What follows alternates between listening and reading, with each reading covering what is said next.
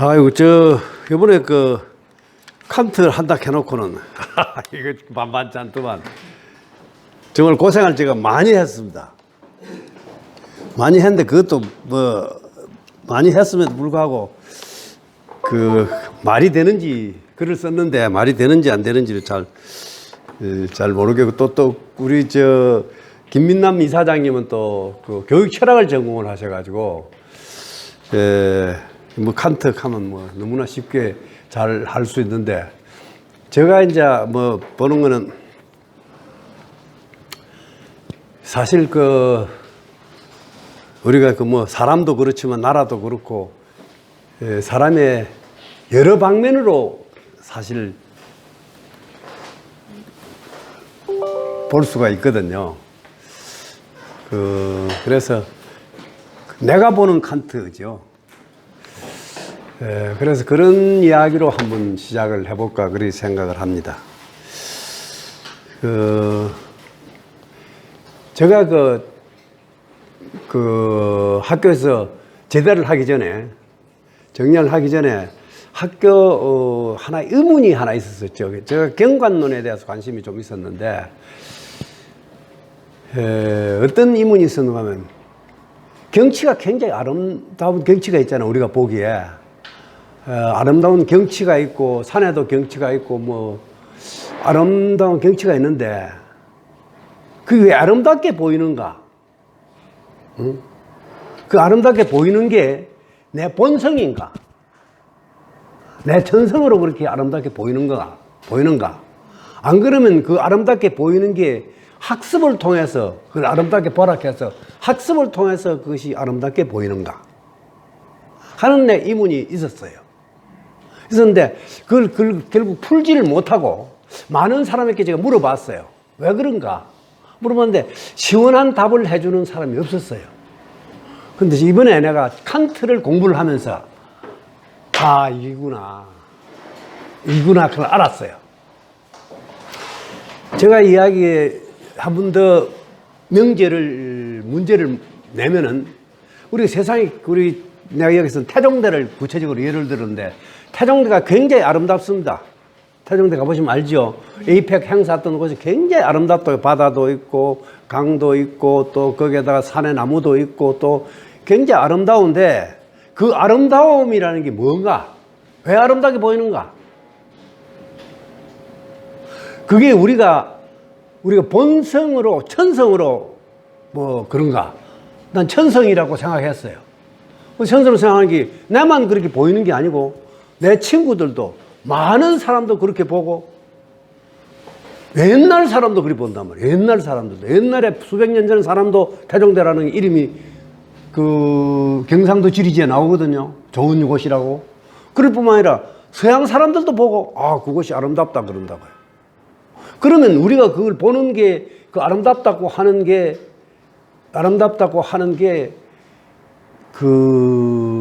본성이 아니냐. 만약 또 본성이라면은, 천성이라면은, 또 하나의 또 문제가 생기는 게, 우리는 말이야, 다 같이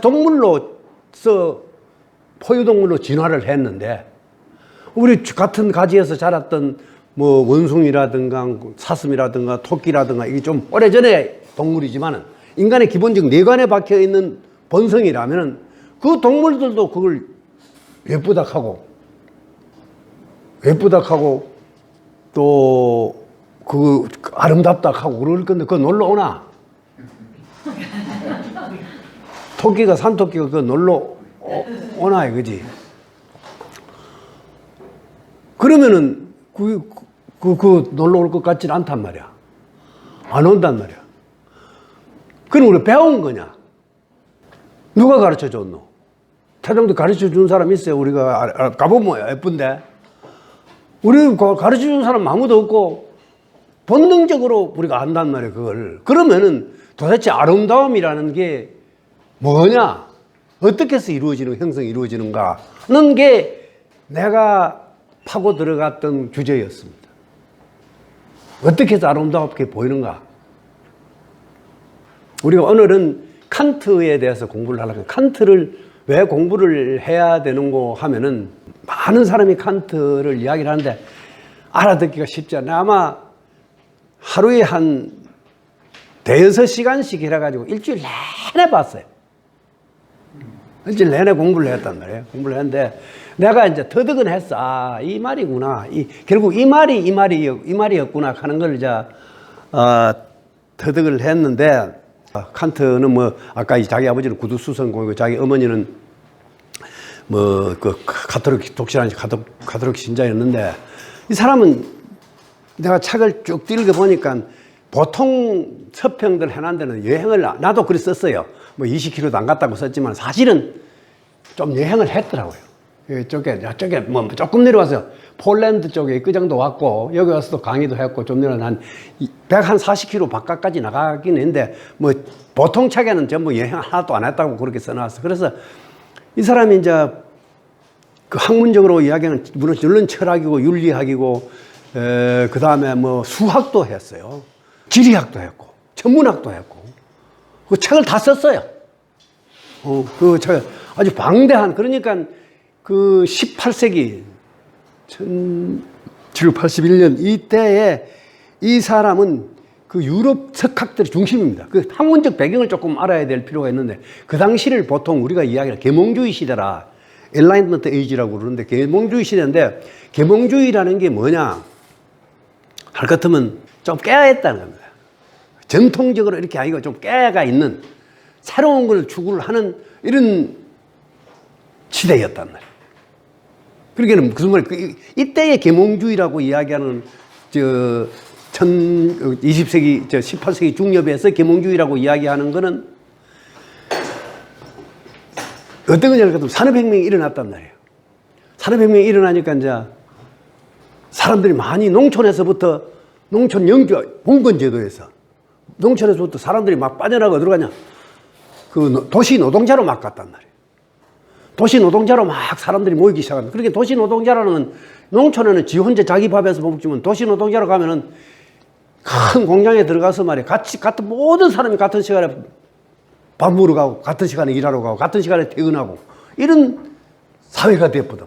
획일적인. 그리고 물품을 생산하는 것도 옛날에 뭐 호비 같은, 예를 들면 칼 같은 거 생산하는데 뭐 저는 전부 두들겨서 혼자서 이렇게 만들었는데, 그런 게 아니고 칼을 만드는데 말 기계로 가지고 쫙 끌어가 다다닥 해가지고 대량 생산하고, 이런 시대가 되고, 그러니까 이제 그때의 철학 같은 이런 사상들은 전부 옛날에 같으면 신학을 중심으로 해서 그 신이 모든 것을 지배하고, 그게 모든 건 하나님한테 의존해가지고 했던 건데, 그때부터는 무슨 과학과 기술에 더 영향을 받고 다 각 기술을 가지고 모든 걸 해결돼야 된다 하는, 그러니까 그 당시에 뭐 뉴턴이다, 뭐 뉴턴이다, 그 제임스 워트다, 뭐 모든 과학자들, 기술자들이 막 쏟아지게 나옵니다. 그때에 많은 철학자들이 막 쏟아져 나왔단 말이에요. 이런 시대에 있어서의 그 학문적 기초, 어떻게 학문이 발전, 기초를 만든 사람이 칸트인데, 제가 이런 일이 있었어요. 홍창선 총장이라고, 카이스트 대학 총장인데 내가 둘이서 이제 같이 친하게 지냈어요. 그래서 돌아가셨어요, 그분이. 어쩌다가 뭐 쉽게 죽더라고. 그래서 이제 김용옥이를 만났어요. 그래 만났는데, 그냥 김용옥이를, 김용옥 씨는 그 철학자 김용옥 씨는 그 서울에 자기가 출판사의 건물 2층을 자기가 쓰더라고요. 출판사에 돈을 내줘, 돈을 많이 벌게 해줬으니까. 그때 김용옥 씨 철학책이 굉장히 인기였습니다. 뭐 지금도 인기지만. 그래서 그 철학책을 김용옥 씨의 그 노자라든가 뭐 논어라든가 이런 책들이 뭐 인기 있으니까, 그래서 출판사 위에 2층을 줬는데 거기에 오락하더라고. 그래서 거기 가서 이제 커피를 한잔 하면서 이제 이야기를 했어. 그리고 이야기의 주제가 뭐였나 그랬더니, 그 BC 한 5세기 전, 4, 5세기 전에 우리가 아는 노자라든가 공자라든가 맹자라든가 뭐 묵자라든가 이런 막 대학자들이 막 쏟아져 나오잖아요. 그 당시에. 그 후에 안 나와. 그 전에도 없었어. 근데 그때 와, 그래 한참에 쏟아져 나왔단 말이야. 응? 똑같은 현상이 이때 나온 겁니다. 그러니까 사회가 변함에 따라서 나온 거단 말이에요. 그래서 이제 내가 그때 나오는데, 그래 이제 제가 이제 그때 황하 유역에 그 생산 구조를 내가 설명을 했죠. 그 도우리한테 그 용을 용을 내가 설명을 해요. 용이 어떤 거다. 용이라는 게 어떤 게 생긴 게 용이다. 용이라는 게 실제로 없는 거라면 12간지 중에서 다 자축이 진사오미 다 있잖아요. 그거 다 실질 동물입니다. 근데 용은 아니라고요. 용이 뭐냐 내가 황하라 그래요. 황하. 그래서 용이 형태도 황하같이 생겼고, 그리고 황하를 상징적으로 그렇게 해서 이제 그렇게 했다고 쭉 설명을 하니까 고개를 끄덕합니다. 근데 어떤 방송에 나와서 한번 인용을 하더라고, 내 말을. 그렇게 이야기를 주장을 하시는 분이 박 총장님이 있었다고 그러더라고. 그런데 그때의 그 황하에 뭐가 들어왔는가 하면 철기가 들어옵니다.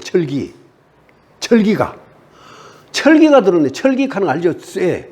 이게 이제 물론 철기 처음은 히타이트 같다 했다 하는데 만주에서 했다 하는 것도 있고 여기서 발명할 수 있고 저기서도 만들 수가 있는데, 하여간 철기가 들어오면서부터 땅을 심경을 이 땅을 가는 게 목기를 가지고 해커경이라고 해서 나무가 이렇게 뒤지기는 것하고 쇠를 뒤지기는 하고 깊이가 달라집니다. 깊이가 달라지면 농업에서 땅을 가는 깊이가 달라지면 그 영양이 굉장히 많이 공급되고 작물 생산이 2배로 늘어나 봅니다. 심경, 보통 말해서 심경, 또 우리말로는, 다른 말로는 우리나라에서는 객토 사업이라는 이런 이야기를 합니다. 객토 사업이 들어가면 다른 미네랄 같은 광물이 들어가면 식물들 병이 들질 않습니다. 그 객토 사업을 하면은. 그러니까 황하에서 철기가 들어오니까 철기에서부터 미네랄들이 많이 생기고 하니까 거기서 많은 작물이, 농산물이 막 증식을 하기 시작하고 병도 안 들고 증식이 시작하니까 그걸 먹고 사람들이 인구가 폭증을 해버린 거예요. 인구가 증가하니까 사람을 다스리는 학문이 필요한 거예요. 그럼 우리가 노자라든가 공자라든가 전부 다 사람이 어떻게 해야 되는 거예요? 사람 다스리는 건 한 거예요. 이와 같은 논리로 계몽시대에는 어떤 걸 했다면 하나님, 기술혁신, 아까 제임스 와트 산업혁명이 확 일어나가지고 노동자가 많이 생기고 생산이 막 급증하기 시작하고 이러니까 그 전에 지리상의 발견으로 다 연관이 되어 있죠. 외국에 나가서 이제 와서 새로운 것들이 서양 걸 막 가져와서 이제 복합적으로 이렇게 일어나니까 그때 이제 철학이라든가 수학이라든가 과학이라든가 물리학이라든가 화학이라든가 이런 것들이 막 한참에 일어났단 말이야. 지금 우리가 말입니다. 우리가 지금 21세기를 지금을 살아가는 사람들에서 우리가 볼 때에 스마트폰이라는 걸 지금 제대로 만지는 사람하고 스마트폰을 만지지 못하는 사람하고는 완전히 달라진 사람입니다. 지금 우리는 파라다임 시프트가 일어나는 거예요. 지금 저도 따라가려고 지금 헌신을 하지만 오늘도 어디 돈 조금 넣어달라고 하는데, 돈 넣어달라고 하는데, 우리 마누라는 만날 어디 갔다면 자기 다니던 은행에 저 학교 근처 그냥 간다고, 자동차로. 대구은행 그 옆인데. 이 전화기로 가지고 다 할 수 있거든요. 전화할 수 있는데, 자동차를 내가 어제 어디 간다고, 아래경가 어디 간다고 카카오 택시를 부르는데, 카카오 택시 부르는 인마들이 또 이제 자꾸 산업을 독점하기 위해서 뭘 하는가 하면 카카오 택시 그걸 하더라고요. 자기 고유 계좌번호를 하나 만들어가지고 거기로 통해서 결제를 하도록 하는 거예요. 그리고 그거로 결제를 해놓으니까 말이에요. 택시를 탔잖아요. 내가 카카오 택시 불러. 택시는 우리 집에 잘 택시가 안 오는 데입니다. 그럼 부르면 항상 오면 한 2분, 3분 기다리면 와요. 그럼 택시 왔다고 밑에 가면 그럼 내려간다 하면 이제 전화 받고 내려가가지고 타고 가는데. 그래 탔단 말이야. 타서 내렸어요. 그럼 내다보라 하니까 내다보니까 6,700원 나왔더라고. 그러고 내리는 거예요. 결제가 아무것도 안 해요. 그래 타고 내리고 보고 내린 거예요. 일이 돼 있습니다, 지금. 전에는 카드라도 끌고 가야 되잖아요. 카드 끌고 필요 없다고요. 내 카드가 등록되어 있는 거예요. 등록되어 있기 때문에 내가 탔다는 전화가 벌써 거기서 입력되어 있는 거예요. 탔고, 그거 보고 싶으면 내리면 그만요. 우리가 내 이야기는 뭘 이야기하냐면, 엔라이트먼트 에이지에 있어서 파라다임 시프트거든요. 토마스 쿠온이 이야기하는 에볼루션 오브 사이언스, 과학의 혁명이라는 이야기, 책을 씁니다. 1962년도 책을 쓰는데, 파라다임이라는 게 뭐냐 같으면, 판이죠, 판이에요. 판인데, 이게 디비전 붙다는 거예요. 하나님에 의해서 모든 것이 결정되고 하나님에서 하던 이런 거를 갖다가 모든 걸 논리적으로 과학적으로 지금 설명을 하기 시작하겠단 말이에요. 그것이 두 개의 그걸 설명하는 그 인식의 기초를 설명하는 철학이 두 주류가 있었는데 하나는 데카르트를 중심으로 하는 관념 데카르트 합리주의고 또 그 영국을 중심으로 해서 나타난 경험주의였다. 그걸 지금 이런 파라다임 시프트에서 나타나는 거예요. 이런 이 과학 혁명에서 전체가 판이 바뀌었고 판이. 지금 우리가 지금 판이 바뀌고 있는 중입니다. 사실 4차 산업이라는 이름으로.